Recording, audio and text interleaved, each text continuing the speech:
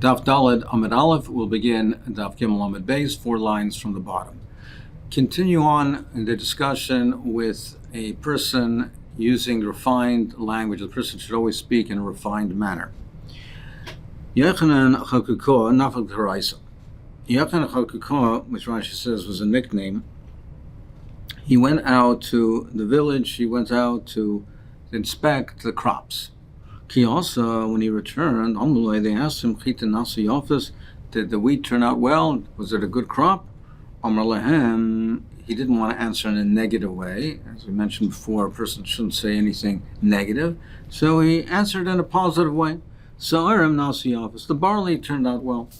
They said to him, what are you telling us? Go tell it to the horses and to the donkeys. People don't eat barley.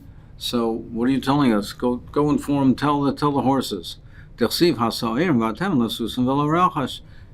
that the barley and the straw was for the animals. So what are you telling us? This is animal food. This is not for humans. So for example, I have a little memor. What should he have said? We said before that you should not say anything negative. So how should he have answered them? So the more answers, he could have said, he could have answered that last year the chitim, the crop of the wheat, turned out well. Or inami adoshim nasi office, or he could have said that this year the lentils turned out well. And they would have understood that the chitim did not. But lentils are a food that people eat. It's for human consumption. So he could have answered something that's pertaining to humans, and where they would have inferred that this year the wheat crop did not turn out well. Rav Barachua de Rabbi Chia. Rav was the son of Rabbi Chia's brother, Ubar Achte, and the son of Rabbi Chia's sister. Meaning that Rabbi Chia's father had a son from a different marriage, and his mother had a daughter from a different marriage. So therefore, Rav is the son of Rav Chia's brother and sister. The Rav Chia's brother married his stepsister. So they were not related, but Rabbi Chia was related to both of them. He was brother to one, and the other, the mother, was his sister. So it had a half brother and a half sister. So when Rav went to Eretz Yisrael, when he left Bavel, he went to Eretz Yisrael. Amar lei, so he encountered Rabbi Chia. Amar lei Ivu Kayim. So he asked, is his brother alive? Amar lei Ima Kayemes. So he said that you're asking me if your brother is alive, if my father is alive. So the way Rashi learns it, Amar lei, this is a question and a shaila and a question. Amar lei Ima Kayemes. You didn't ask me about Ima, my mother. You should have asked me about my mother. She's your sister. Amar lei Ima Kayemes. So then he asked him, is Ima alive? Amar lei Ivu Kayem. He said, I didn't answer yet on Ivu. I didn't answer yet on Ivu. So therefore, he inferred, like we discussed before, that Rav did not want to say anything negative. He didn't want to be mvas or something bad. But he inferred, since that Rav was not answering the question directly, that they were not alive. So Amrlin the Shammai, so therefore Rav Chia said to his Shammais, he understood that both Ivo and Ima were nifter, both his brother and sister were nifter, so he said, Chaloitzli Minalai, he understood therefore that he was an ovel. So he said, take off my shoes, and take my clothing after me to the Beis HaMerchas, to the bathhouse. So Shema Mino Tlas, we learn out from here 3 halachas. Shema Mino Avalos Benis Sandal. So we see that Rabbi Chia, he was an ovel for his brother and sister, that he had to take off his shoes. That an ovel is also Benis Sandal. And Shema Mino Shmur Rochaika in the Heges Al Yoimech. Now this was a Shmur Rochaika. The Petira was more than 30 days. So this is a Shmua, he was informed of it on something that occurred when the Petira was more than 30 days old. It's Shmur Chaika. So therefore, we don't apply the regular dinim of Avelis. There's no shleishim here. It's only Naheges Al Yom Echad. he only had to observe the Avelos for one day. And we see Mixes Hayom Kekula, he doesn't even have to observe the entire day. So therefore, he said, take off the shoes. So he says, take off my shoes because he asked me noig Avelos, and this type of Avelos, and Avelos for his half-brother, half-sister, even though it's a shmur or chayka, it's noig, and with removal of the shoes, the halach of Avelos are noig, so he had to remove the shoes. But he wanted to show them that it's a shmur or chayka, so it's only noig for one day. So he said, take my kelim to the base of merchatz. Now, when he's an ovel, he can't bathe. But he said, take my kelim to the base of merchatz, because he can then, it's only noig for one day, and mixes a yom kekuloi, and therefore he can bathe immediately. And therefore he wanted to show them these halachas that it's a shmur or chayka, it's only noig for one day, and mixes a yom kekula, and mixes a yom is like the whole day. The Ran is medayik that there was no kriya over here. He didn't write kriya. So he wanted to show that this over here, the kriya is not a chiyuv over here. It's a shmur or chayka, but not all of the halachas of Avelos are noig. Kriya is not noig, but this is only for this type of a case over here where it's for a brother or sister. But for a parent, that would not be the case. Other examples of speech and what we see from the way a person speaks. There was a very litigious person. So whenever there was a dispute, he said, let's go to have a din Torah. People said, Shema Mina, Midon Kawasi. We can see from the way he speaks, and he's talking about dinim and din Torah, that he must come from Sheva Dan.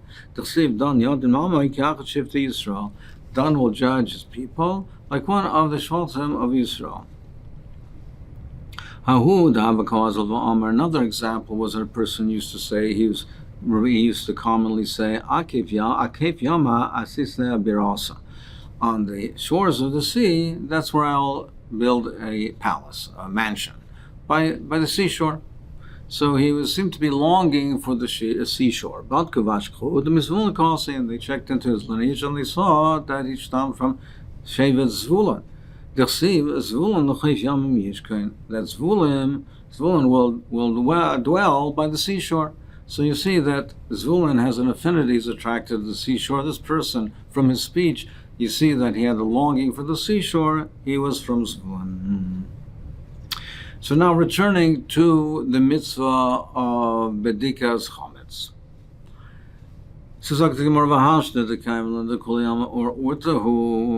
Now, we've established that the Mishnah says or la'arbasa, that everyone agrees that or means the nighttime. The nighttime of the 14th of Nisan is when you do Bedikas Chometz. So Mechti, well, let's analyze this. Bein Rabbi Yehuda, bein Rabbi Meir. We'll see later on in Machlekes Rabbi Yehuda and Rabbi Meir how much of a harchaka the Rabbanan made for the eating of the chametz. But according to both of them, chametz eino asher mishei shos u'lamala. The Isser is only from the 6 hours and above. Now there's a machlekes, did they make harchaka the 5th hour? Also the 4th hour. They made harchakas. Is it only the 5th? Is it also the 4th hour?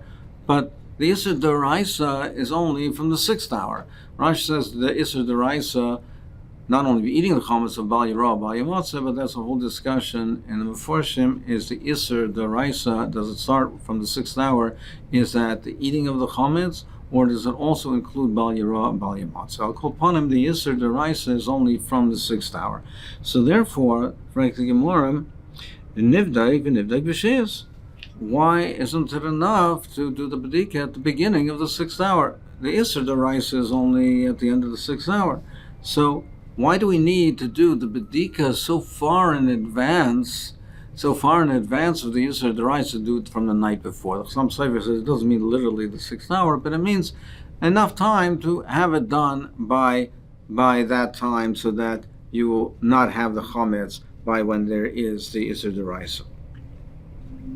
So, therefore, why do we say that the bedika has to be done at night so far in advance? Maybe you'll say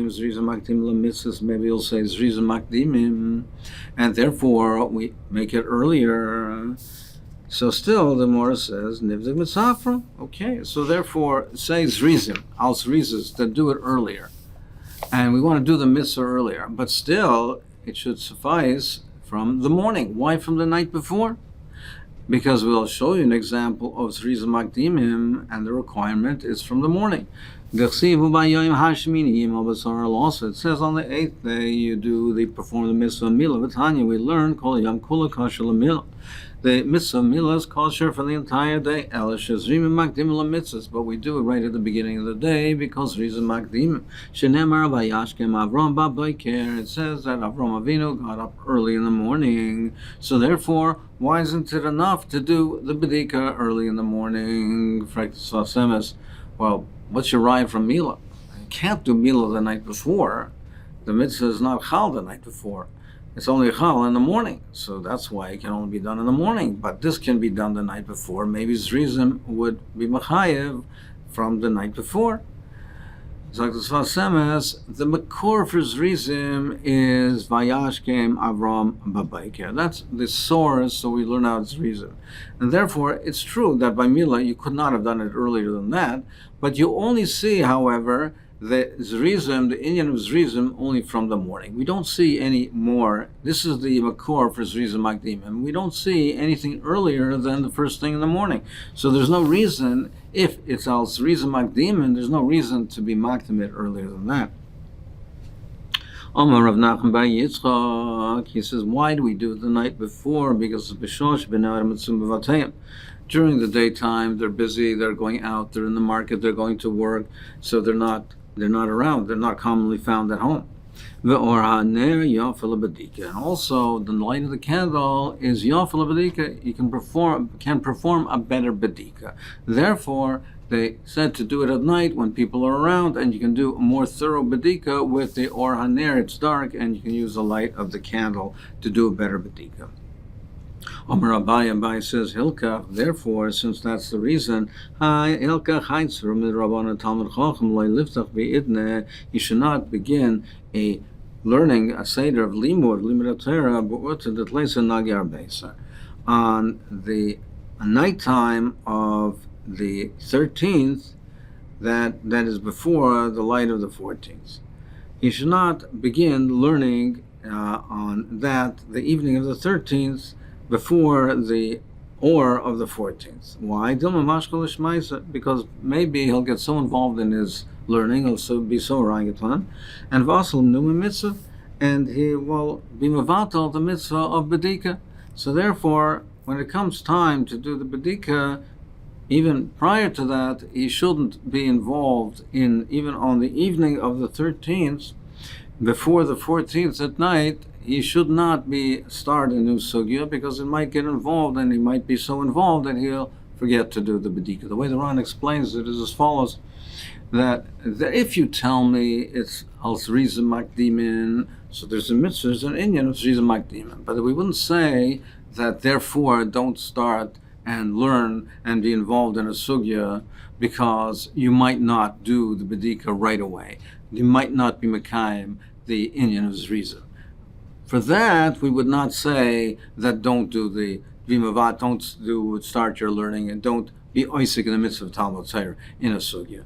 But since the chiyuv of bedika, there's a chiyuv of the Rabbanan bedika, and they were mechayiv to do the bedika, but or haner to do a proper bedika, and when people are around, therefore it takes precedence over the Talmud Torah starting a sugya at that time of the day, because you might not do it properly. But as Rishonim, the Ritva, and other speak out, this is only when he's in a sugya that he can get so oriented that he might get so preoccupied and therefore miss out and not do the bedika. But if it's not something that involves so much depth and concentration, we're not that concerned about it. He had the following shaila: a person who rents out his house to somebody else on the 14th of Nisan. Who has the chiyuv of bedika?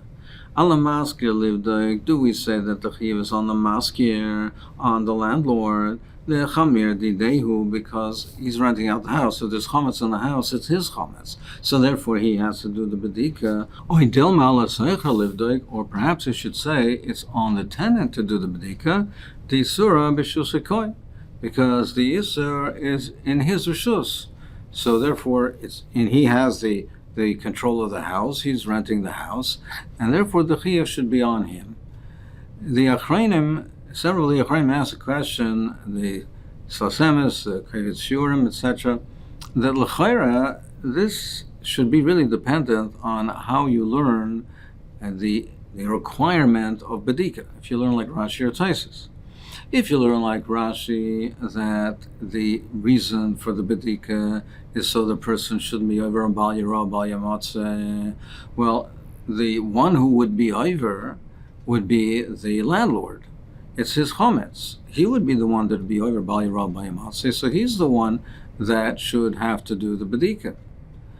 But if you learn like Taisus that the requirement for Bedika is so that a person should not come to eat it, Shema Yavo Lo Echla, that if there's chometz lying around, he might on impulse go ahead and eat it, well then the chiyuv should be on the tenant, because he's the one that's living in the house. And if the chometz there, he might on impulse come and eat it, so therefore the chiyuv should be on him.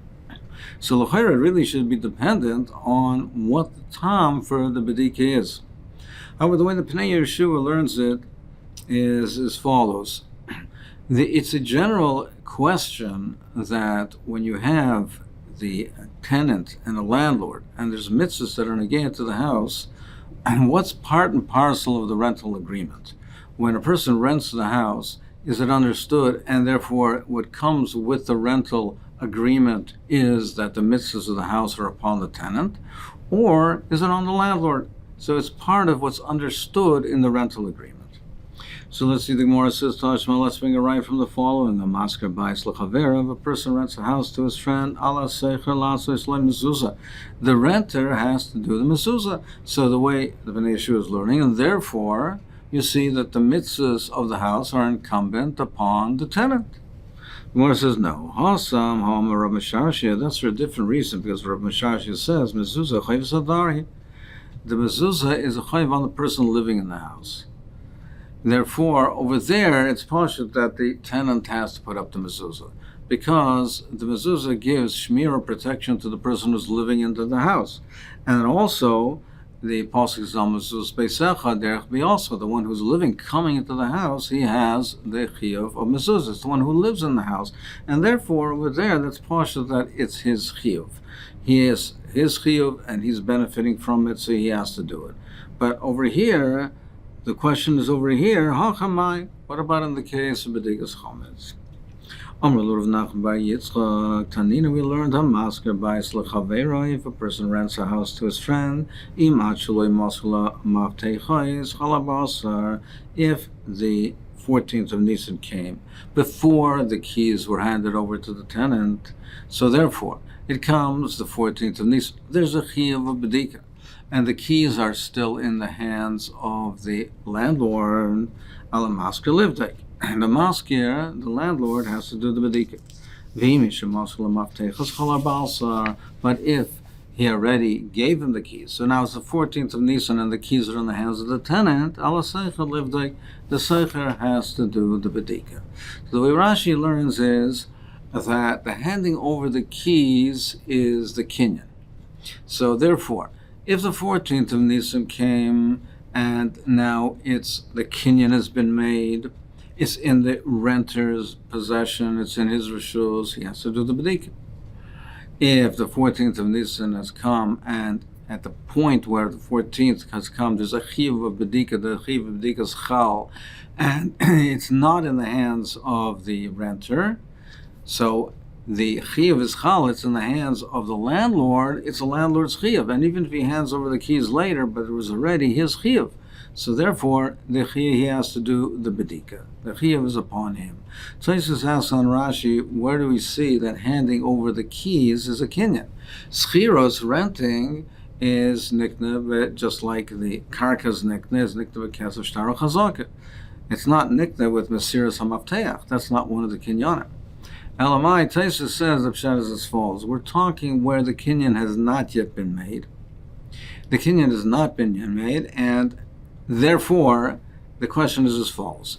If there's no Mesiras HaMaftechos, then if the keys haven't been handed over, then the maskir has to do it. It's upon him to do it. But if the keys have been handed over, now, if the keys, the way the Maharsha explains Taisus, if the keys have been handed over prior to Yudalid, the keys are in the hands of the renter, and he also made a kinyan, well, of course he has to do the Badika. There's not a question. However, if the keys were handed over to the renter, but the kinyan hasn't been made yet, so now it's technically, as far as Choshen Mishpat, it's in the Rishus of the landlord. However, practically, he can't do the bedika because he doesn't have the keys. There we say, even though the renter doesn't have he did not make the kinyan yet, but notwithstanding the fact that it's not his, he hasn't made the kinyan, but if practically he has the keys are in his hands, therefore he has to do the bedika. Now, if there is no intent to rent the house, he's not going to rent the house to this person, it just happens to be that the keys are in someone else's possession, that person does not have to do the bedika. But if this person is going to rent the house for Pesach, and he has the keys in his possession, even though right now technically he has not yet made the kinyan, there he has the potential renter, the one who will be renting the house, he already has the keys, he has to do the bedika.